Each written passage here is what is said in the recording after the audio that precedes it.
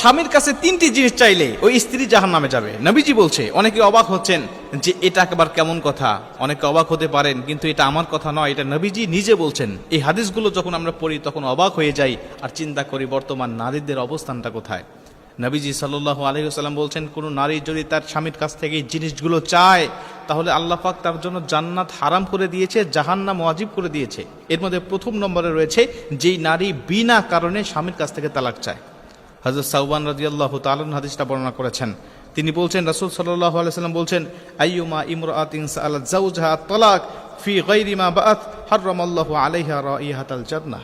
তিনি বলছেন, রাসূল সাল্লাল্লাহু আলাইহি ওয়াসাল্লাম আমাদেরকে জানিয়েছেন, যেই নারী বিনা কারণে তার স্বামীর কাছ থেকে তালাক চায়, কথায় কথায় তালাক চায়, বলে তোমার ভাত আমি খাবো না, তুমি আমাকে তালাক দাও, প্রয়োজনে বাসায় মানুষের বাসায় কাজ করে খাবো, তাও তোমার ভাত আমি খাবো না, প্রয়োজনে গার্মেন্টসে চাকরি করব, তাও তোমার বাসায় আমি থাকবো না, তুমি আমাকে তালাক দাও, কথায় কথায় একটু সামান্য পান থেকে চুন খুশলেই বলে তুমি আমাকে তালাক দিয়ে দাও।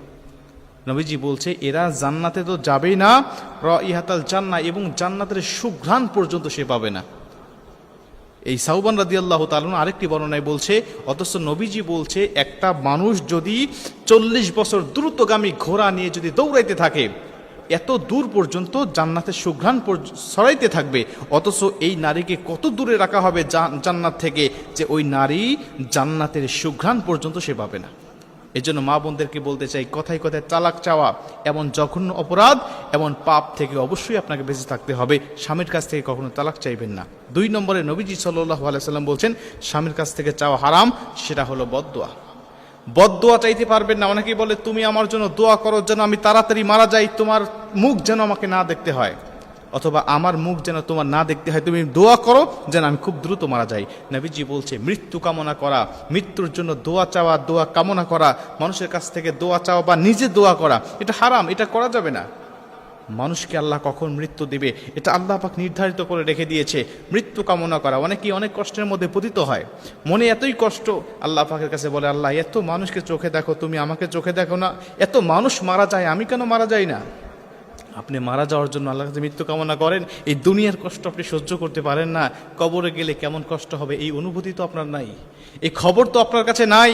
যদি সেইভাবে কাজ করে না যেতে পারেন, ভালো আমল নিয়ে যদি যেতে পারেন, দেখবেন যে কাল কিয়ামতের ময়দানে নয়, তার আগেই কবর থেকেই শুরু হয়ে যাবে আপনার আযাবগুলো, যে আযাবগুলো দুনিয়ার থেকে হাজারো লক্ষ লক্ষ গুণ বেশি। এজন্য মৃত্যু কামনা করা, বদদোয়া কামনা করা, স্বামীর কাছ থেকে বদদোয়া চাওয়া, এটা কখনোই কোনো স্ত্রীর জন্য শোভনীয় নয়। 3 নম্বরে নবীজি বলছে, অনেক স্বামী আছে, অনেক স্ত্রী আছে, তারা স্বামীর মা বাবাকে আলাদা রেখে ফেলে দিয়ে স্বামীকে নিয়ে আলাদা থাকতে চায়। মনে রাখবেন, আলাদা থাকা এটা দোষের কিছু নয়। অনেকে আছে ব্যবসা বাণিজ্যের জন্য, চাকরির জন্য শহরে থাকতে হয়, মা বাবা গ্রামের মানুষ, তারা শহরে আসতে চায় না। অনেক মা বাবা আছে তারা শহরে আসতে চায় না বা আসলেও থাকতে পারবে না, এজন্য তাদের চাকরির সুবাদে বা ব্যবসার সুবাদে বাসায় আসতে হয়, শহরে আসতে হয়।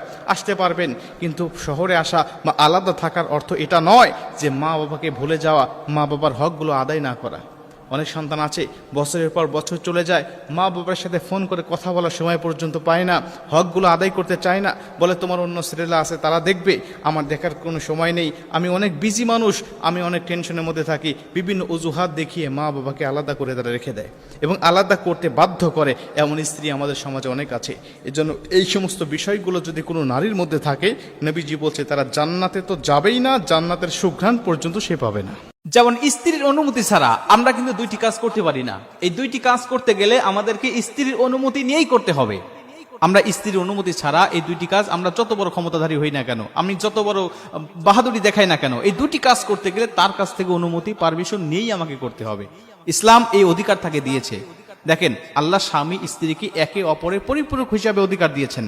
আল্লাহ পাক বলেন, হুন্না লিবাসুল লাকুম ওয়া আনতুম লিবাসুল লাহুন্না।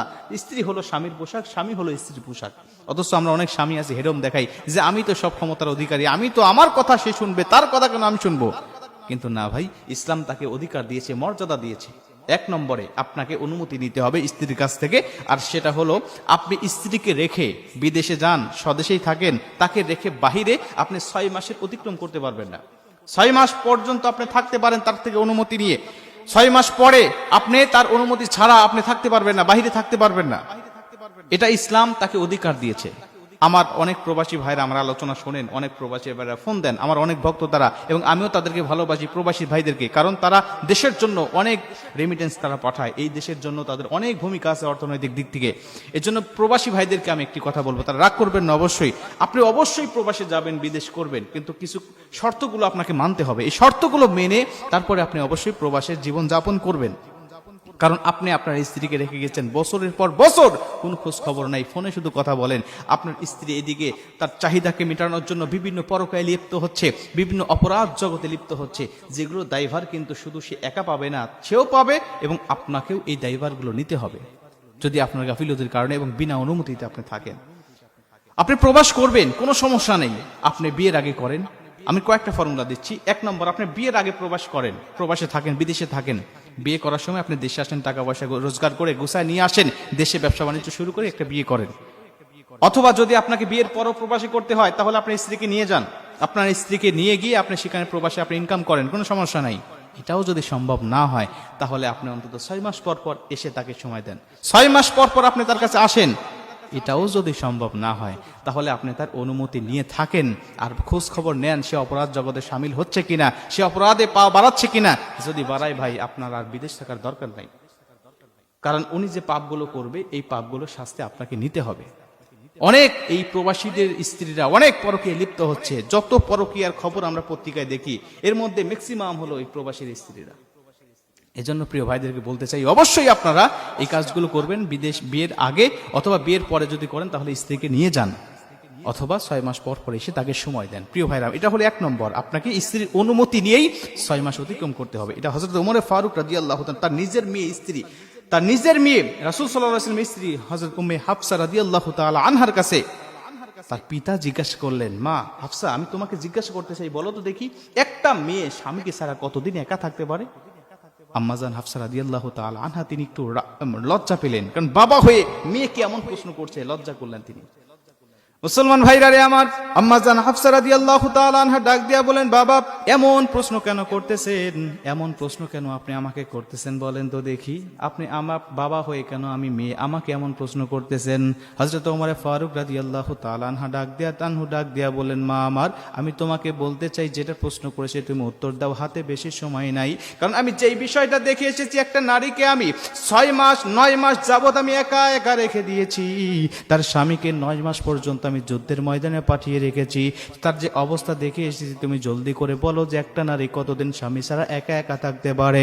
মেয়েটি ডাক দিয়া বলেন, বাবা একটা মেয়ে 4 মাস পর্যন্ত স্বাভাবিকভাবে থাকতে পারে, স্বামীকে ছাড়া 4 মাস পর্যন্ত স্বাভাবিক থাকতে পারে, 4 মাস থেকে 6 মাস পর্যন্ত কষ্ট করে থাকতে পারে, কিন্তু 6 মাস যত অতিক্রম হয়, তখন ওই মেয়েটা আর থাকতে পারে না, তার অপরাধ জগতে পা বাড়ানোর জন্য শয়তান বারবার ধোঁকা দিতে থাকে, শয়তান বারবার তাকে ধোঁকা দিতে থাকে। বাবা হযরত ওমর ফারুক রাদিয়াল্লাহু তাআলা সঙ্গে সঙ্গে চলে গেলেন আর বললেন, তাকে নিয়ে আসো, যুদ্ধের ময়দান থেকে তার স্বামীকে নিয়ে আসো, আর দরকার নেই তাকে যুদ্ধ করার, নিয়ে আসো, স্ত্রীকে সময় দিক। ওখান থেকেই আমাদের বর্তমান সময়ের আর্মিদের একটি ছুটির ব্যবস্থা 6 মাস অন্তর অন্তর, এটা হযরত ওমর ফারুক রাদিয়াল্লাহু তাআলা থেকে শিক্ষা নিয়ে এটা গোটা পৃথিবীতে চালু হয়েছে। মুসলমান ভাইরা রে আমার, 2 নম্বরে যে কাজটি, আর সেটা হলো স্ত্রীকে মহারানা না দিয়ে, স্ত্রীর অনুমতি ছাড়া কোনো স্বামী স্ত্রীকে স্পর্শ করতে পারবে না, তাকে স্পর্শ করতে পারবে না, টাচ করতে পারবে না। মুসলমান অনেক যুবক ভাইরা আছেন যারা এই কাজগুলো করতেছেন। মুসলমান মা বোনেরা আমার, খুব মনোযোগ দিয়ে শুনে নেন, ইসলাম আপনাকে যেই মর্যাদা দিয়েছে, সূরা নিসার 24 নম্বর আয়াতে মহারানাকে আল্লাহ পাক ফরজ করে দিয়েছেন আপনাদের জন্য। মহারানা আপনাদের হক, এগুলো আপনার যথা নিয়মে আদায় করে নিয়া তারপরে স্ত্রী স্বামীকে আপনাকে অনুমতি দিবেন। আর যদি আপনার স্বামী একান্তই অপারগ হয়, তাহলে আপনি তাকে ক্ষমা করে দিবেন, অল্প কিছু নিয়ে তাকে ক্ষমা করে দিবেন। কারণ আজকে আমাদের সমাজে দেখা যায় অধিকাংশ মেয়েরা এত বেশি মহারানা ধরে, যেন আমাকে যদি ছেড়ে দেয় তাহলে আমি এই টাকাগুলো নিয়ে অন্য জায়গায় বিয়ে করতে পারবো, এমন একটি নিয়ত আজকে বেশিরভাগ মেয়েদের মধ্যে থাকে। বিয়ে করার আগে 20 লাখ 30 লাখ 50 লাখ টাকা কাবিরনামা করে, যে ও আমাকে ছেড়ে দিলে এই টাকাগুলো আমি পাবো, মানে আগেই তার উদ্দেশ্য খারাপ। এমন উদ্দেশ্য নিয়ে যখন সংসার শুরু হয়, ওই সংসারের মধ্যে কখনো বরকত আসে না, ওই সংসারের মধ্যে কখনো রহমত থাকে না। এজন্য বিয়েটাকে সহজ করতে হবে। আল্লাহ রাসূল বলেছেন, বিয়েটাকে সহজ করো, অল্প মহারণা বাঁধেন, নগদ মহারণাগুলো নেন। মুসলমান। আবার এর জন্য পুরুষটাও দায়ী আছে, তারা যৌতুক নেয় 50 লাখ টাকা, যৌতুক নেয় 20 লাখ টাকা, তো মহারণা তো বাঁধবেই। এই জন্য যৌতুক মুক্ত বিয়ে করেন, মহারণা কম বাঁধেন, বিয়েটাকে সহজ করেন।